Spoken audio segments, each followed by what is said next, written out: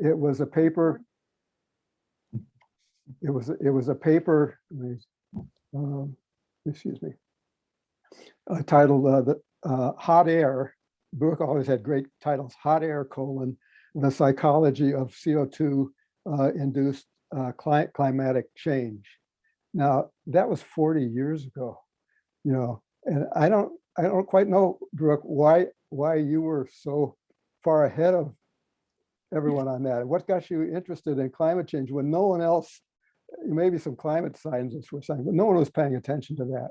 Yeah. Bob Cates invited me to. There was a, pretty sure it was Bob. There was a AAA DOE contracted with AAAS in 1979 to create a 20-year planning horizon plan for climate research. And the Reagan administration pulled the plug on it, I think, like its first day. But Bob, I think, suggested that they invite me. And I was in a working group with Steve Schneider and Elise Bolding.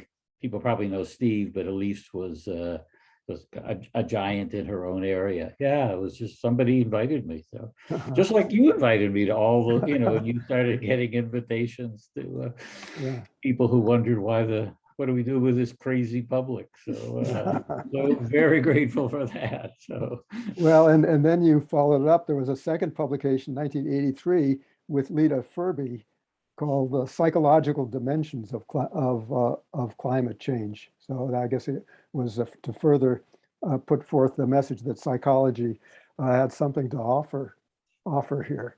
So given how important this issue is in today's world, and how, I just wish people had been paying more attention to you and the climate scientists a long time ago, but it is what it is. So I think those are pretty remarkable.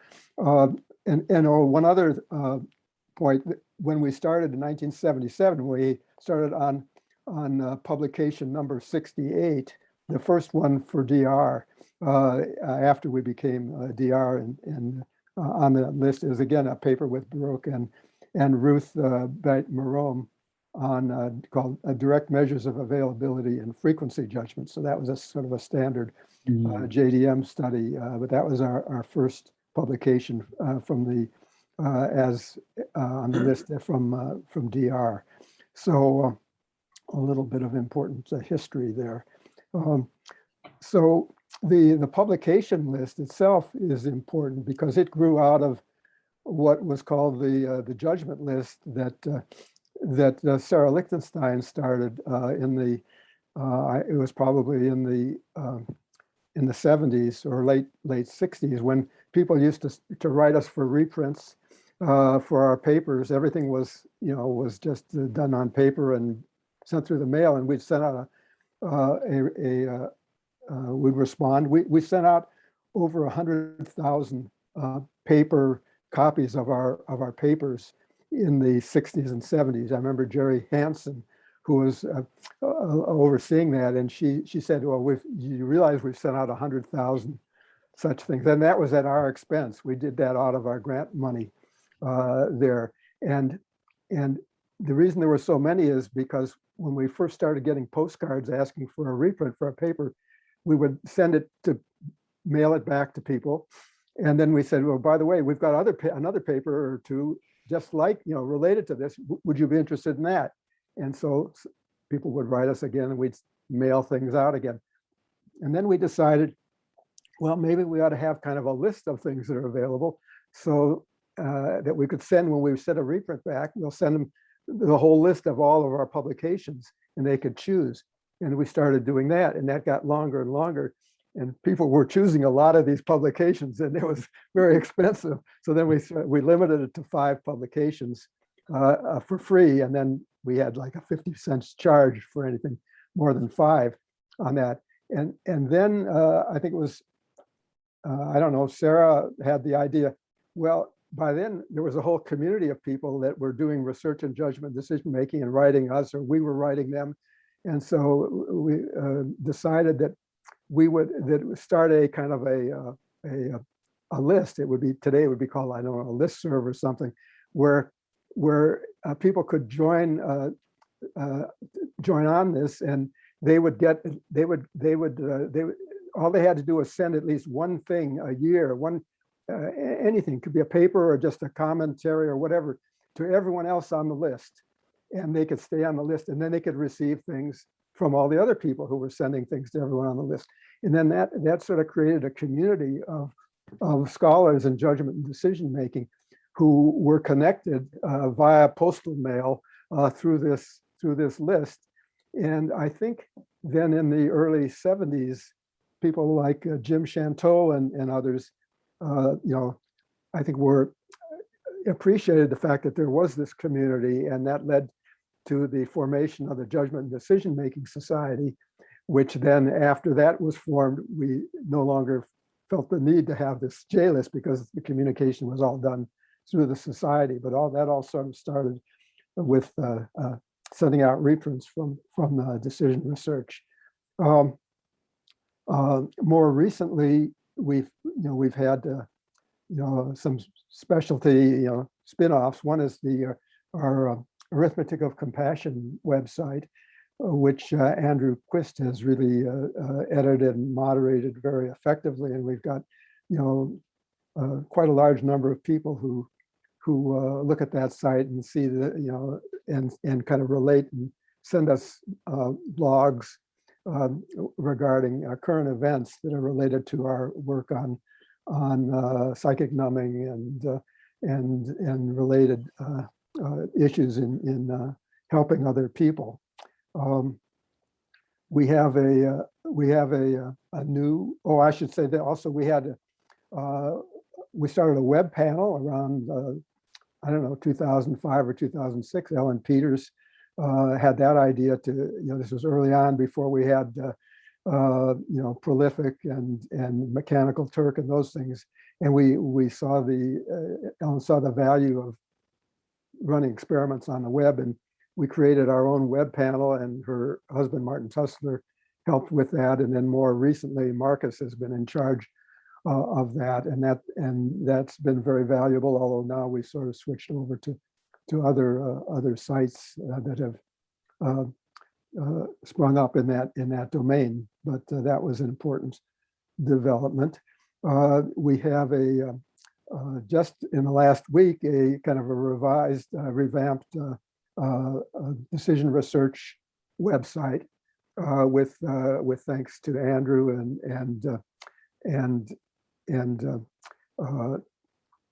Robert Morrow and web designer Bree Heimbach. And so I've looked at that. It looks pretty good. We can probably tweak it a little bit more, but that's been very important. So that's all I wanted to say, is to thank you and the others for a 45-year adventure that we never could have imagined when we started October 1st, 1976, and just open the floor to any remarks that any of you might want to make. Thanks. Yeah. We could do it with a raise. Thank you. Yeah, thank you. No, that was really, yeah, I appreciate this. I trip down memory lane and things in the part of the lane that I did participate in. So I just have to tell everybody, like I tell everybody else, how grateful I am to Paul for having. So Paul and his family came to Israel in 1973, just before a war started. And then we got to know one another, and then the family needed to go back for some family reasons. And then Paul asked his project manager for ONR, Marty Tolcott, if he had some extra money for us to do for me to do a postdoc with them. And it was just really life-changing. I mean, I learned how to do psychology from Paul. I was really, and I learned how to write from Sarah. People will remember getting something from Sarah with AWK in the margin, with an exclamation mark in the margin. You didn't forget it. Or no, so often it was UGH. Oh, well, maybe she went easy on me. And just to go a little further, so Paul and Sarah at that time were part of this, an early incarnation of the Oregon Research Institute, which at that time was in the Beta House, I think probably the fraternity house along the mill race. And then it was moved to I think what's now LCC's downtown center, but it had been a Montgomery Ward center, and there had been some simmering conflict, and it sort of broke apart. And one of the remarkable things about ORI was that there were like a dozen PIs, and everybody read everybody else's proposals. So you learn something about political science. And so Jerry Patterson and John Reed did work on pre-delinquent kids, and they had videos. In fact, there's a video, they may still be using it, in which Howard Feynman plays Andy's husband. Really? Right, try to demonstrate that, right? So, yeah, demonstrate proper child rearing. And and there were times when we were on unemployment. So we didn't always make payroll. And I think it was and Paul really connected the academic world with the real world, with people who approached him about why are people crazy about nuclear power, what else is going on here, and he was able to do that translation, and was gracious enough to bring me to some of those meetings. So it was really remarkable. And when I give talks about research, I often show a picture of the DR building. And I said, where are the places that I think are really great? Well, I spent the year at the Medical Research Council Applied Psychology Unit at Cambridge, which in Alan Badley's day was really great. I think I really liked the Department of Engineering and Public Policy, where I am now. And we've got a big building. The MRC has a giant building that a glorious old Victorian building, and DR was upstairs from a bank. Upstairs from, the now defunct Oregon Mutual Savings Bank. And, it just, maybe you don't need $1 billion from Phil Knight to get meaningful work done. So. Thank you, Brooke. I have a couple of comments. So I want to also mention that while Andy and Brooke were in Eugene, Andy and a few others started a very important organization called Birth to Three, which helped young mothers, I think, learn the parenting skills for their young children. And that organization has been very important. It's and still going. I think it's got another name now, right, Andy? Right. I think I forget at the moment what it's called now, but it definitely. But it's still just like DR. It's still going and been very, very important. The other thing, just commenting on when we met Brooke in Jerusalem. Brooke was a student of Amos and Danny's, and they said, well, you really have to meet Brooke when we were there, and so. When we did meet, Brooke had, I think, a copy of a draft of his dissertation that he was working on hindsight, and he gave that to me to look at, and I immediately saw how remarkable this was, how in terms of the writing, how not only thorough but how interesting the writing style was. And Brooke has a knack for turning a phrase that makes academic writing a little breezier and more fun to read. And I could immediately see that this student had special talents and was very then quickly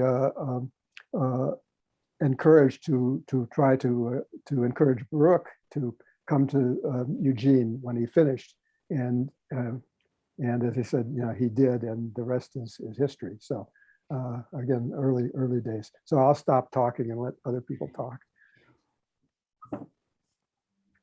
Well, I was regarding hindsight bias. I respect the remarkable insight there. My wife has often used that to my disadvantage. To scold me when I conveniently remember things in a way that makes me look like a great predictor of the future and so forth. So I have mixed feelings about the hindsight bias. But I was reminded, some of you know, I lived in Washington, D.C. for periods of time doing with an office inside the Department of Homeland Security. And as I got to know people there, I saw the impact of Paul's work and Baruch's work, because by then, and I was there from 2013 to 2015, during the summers, and even spent 6 months, I would repeatedly hear their work cited.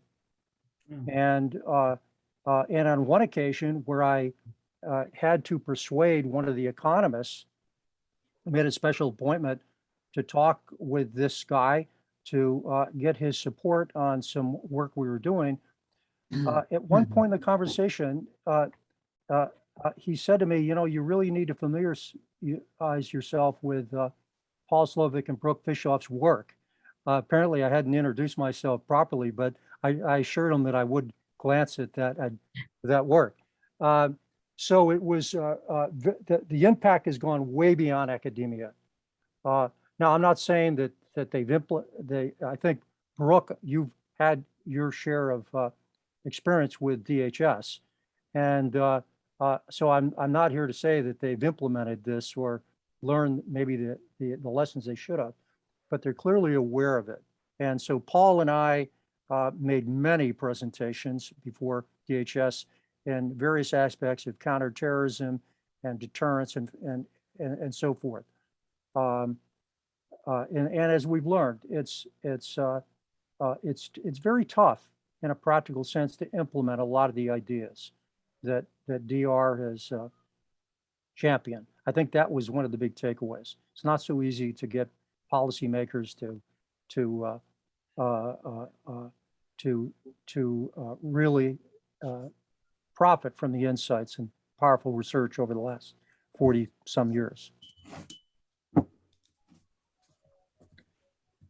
I think that as the research started to burgeon in the 1970s, we started to appreciate the fact that it really could be relevant to societal problems. And so we did a paper, Sarah Baruch and I, on societal risk-taking. We had been focused on laboratory studies, and then and that sort of led to the risk perception work and the focus on not on gambles in the laboratory, but gambles outside the laboratory in many ways. And this was, I think, burgeoned at DR when Robin joined us and started to work in the domain of environmental, resource management, and bringing kind of a decision analytic perspective to problems, working on a variety of issues, but most especially those in environment. So we kept broadening, and then Brooke's been involved in many committees and projects that really are applying the judgment decision-making research to many problems in medicine and also environment. So that's been a shift, and we still do basic research. We've always done basic research, but it's nice that we've also tried to apply that, or show how it could be applied in the many important problems that the world faces. So, Paul, I was thinking on that in terms of problems and applications. You named quite a few people that have been directly associated with DR, but I was thinking as you talked that there's at least 7 others who could have been on this call. I mean, it's just such a high. I was thinking these are the names I put: Terry Satterfield, who you mentioned, Bob Clemon, Ralph Keeney has done a lot with you and me and Baruch, going back a long ways. Howard Kunruther, not a lightweight in his own right. Tim McDaniels, whose life was changed partly by working with Baruch, but also DR, Joe Arvai, now at USC, and Scott Slovak, your son. Yeah. So, I think that to me is probably the most remarkable legacy of decision research and Paul, Baruch, and Sarah, is just how those ideas and it's not just ideas, it's also personalities. The three of you all have such a strong moral, ethical basis to you. And all three of you are humble, in your own quirky ways. And I think that also has been communicated to people, because, academics tend to have such big egos. And the three of you you're so interested in ideas, and you're such interesting as people. Wish Sarah could be in this call too, but I think it's remarkable. She was not humble. Let's be clear about that. Well, in her sort of left-wing democratic way, I don't know, but Does not apply. Does not apply. she was humble interpersonally, not in terms of work. But no, I agree. But nobody's mentioned sort of the personal qualities. And I think that is really a lot of what's held decision research together for 45 years. Good people, essentially, good people. Thank you, Robin. We made a decision in terms of how large a group we wanted to have involved, or to limit it to people who I'm sure. have a direct current affiliation. Mhm. And of course, Baruch and Andi as well. But you're right that there's a lot of other people who've made valuable contributions. Nancy Neal is another one. Jim Flynn, CK's partner, Tony Daniels, and others. I don't know, how many employees have we had?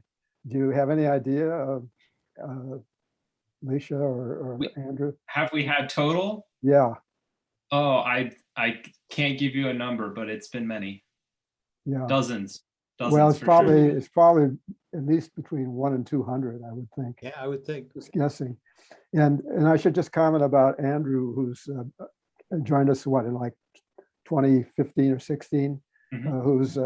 who's been an invaluable help to us in those years. He's going to go on to another career soon. He's has a law degree, and he's taken the bar in Pennsylvania, and is looking to become a public defender. But Andrew is like a jack of all trades. He can do all kinds of things, and he does them all well, from managing a project as a PI to giving us legal advice on contracts, informally, not advice. He reads contracts and sees things that none of us see. He's very skilled at manuscript preparation or submitting proposals, and he just has done everything, and been a great and skilled help to us. So if we knew how to keep him, we wouldn't let him go. But he needs to do what he needs to do, and he'll be a valuable public defender when he turns to that. So thank you. Thank you. I'm not a scientist, but I've always wanted to just serve the public, and DR, it's been a wonderful cause. The research that all the scientists here do, it's very pro-social. It's very much trying to improve the world. And, just like Baruch touched on and Robin touched on, the personal aspect has been wonderful, working with so many great, warm-hearted people. Thank you. I'm going to show photos because we got like 10 Oh yeah. minutes. Okay.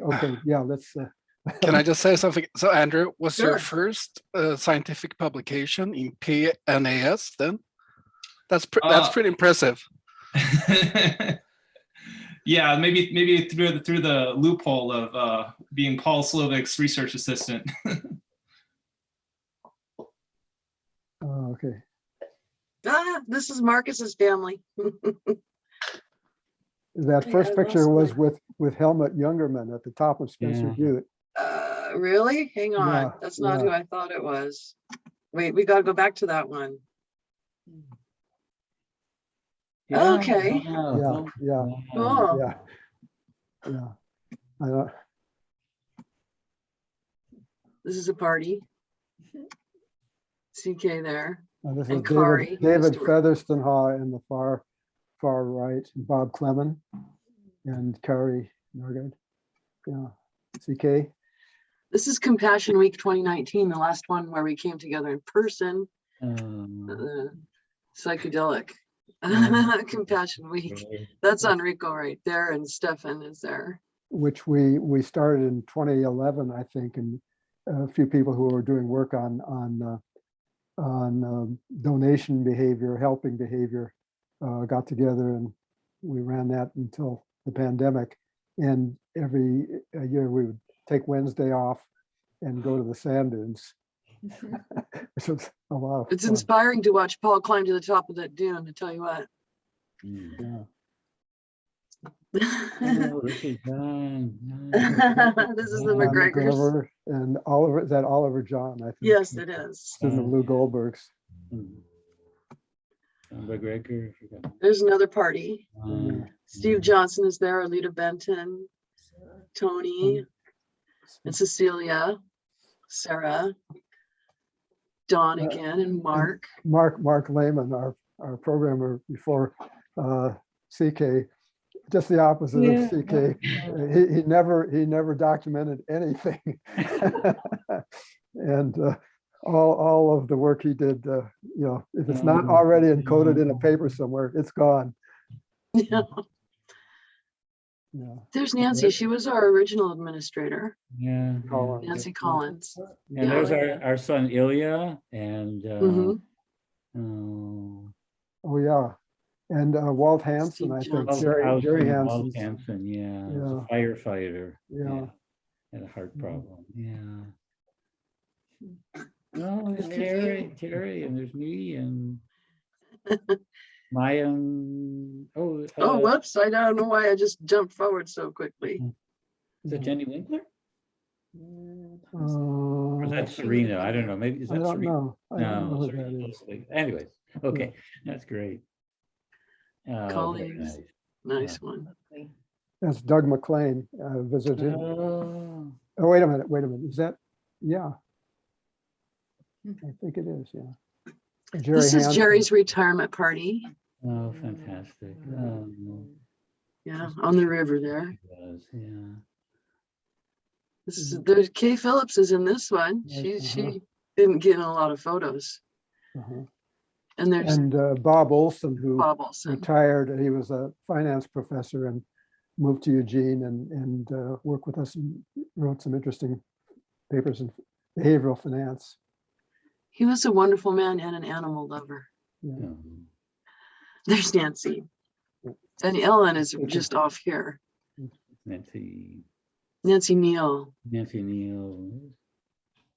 Neiswanger was her. baby. Neiswanger was Neiswanger. originally. She wrote us Yeah. a really little book. Her family comes from this area when we moved here. Oh. She kept her last name for a while because she had a professor tell her that she would never get her PhD or go anywhere in research.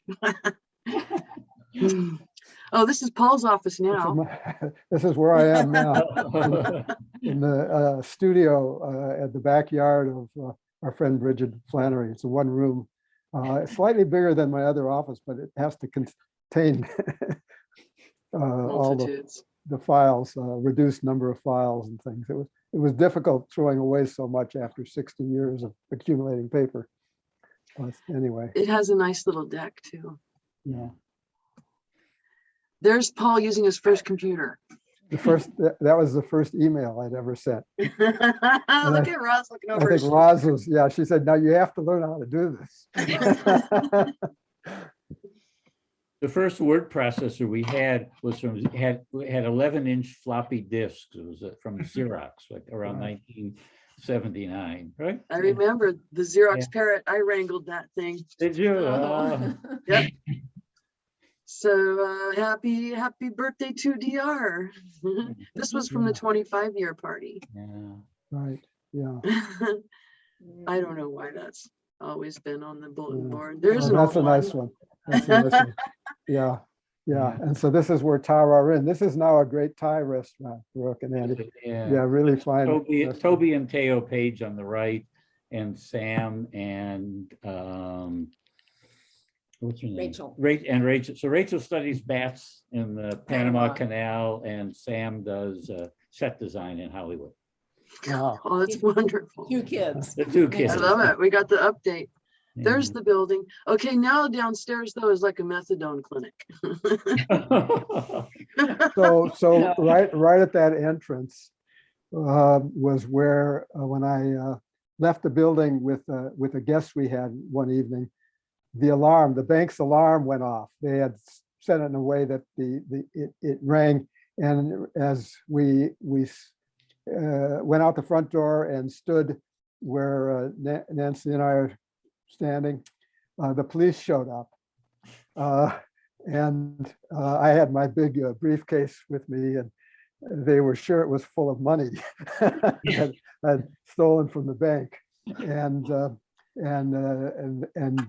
the alarm was still ringing, and we were escaping from, they thought, from the robbery, and they were quite stern looking. And I explained to them that I worked upstairs, that I hadn't robbed the bank. That I worked in the offices upstairs, and they didn't really believe me. So I said, they said, how do we know this is true? And I said, well, there's one person up there still. I'll ask him to come down and vouch for me. And that was Baruch. And I don't know if you remember this. You don't remember this? So Baruch came down the stairs, and he was dressed in his sandals and his blue jeans. But he did vouch for me, and they didn't arrest me. So thanks for that. Good outcome. Yeah.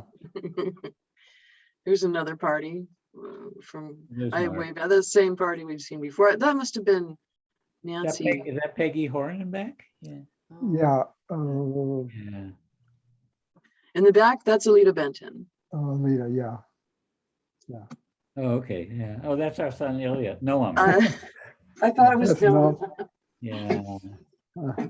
Who's Paul's now always had 30. a special way with little kids. Yeah, so. he's now 30. That was when I first got there, and there were like 3 kids the same age, or 4 maybe. Little kids at all these parties. Yeah. There's the old casino Yeah. photo. Las Vegas, yeah. Another pizza party. Mhm. Look, there's And Torbjorn. Torbjorn Malmfors, toxicologist from Sweden. This is Villanir. That's Villanir. Wow. Yeah. Oh, that's Robert and his dogs. Good dog. Good. I think that's it. I think I've shown them all. Well, thank you. Thanks for those pictures. Yeah, So that's just what I had. I think we'll call it a close, and maybe we'll meet again another 45 years. No, but thanks to you all, and to all the other Thank people who are you. not on this call. And we're gonna see if we can take things forward, keep everyone informed. So Beautiful. Well, thank you wonderful for to being the see you all. center of this world Yeah. for so long. It make you a kind of a Ptolemaic view of this universe. Tribute to you, Paul. It's just a pleasure. It was always a pleasure to come to the office and work with the great people who I knew I would meet when I went up those stairs. So thanks, and have a good rest of the day, and keep in touch. Happy Bye, everyone. anniversary. Bye, everyone. Thank you Happy all. anniversary. Bye-bye. Bye-bye.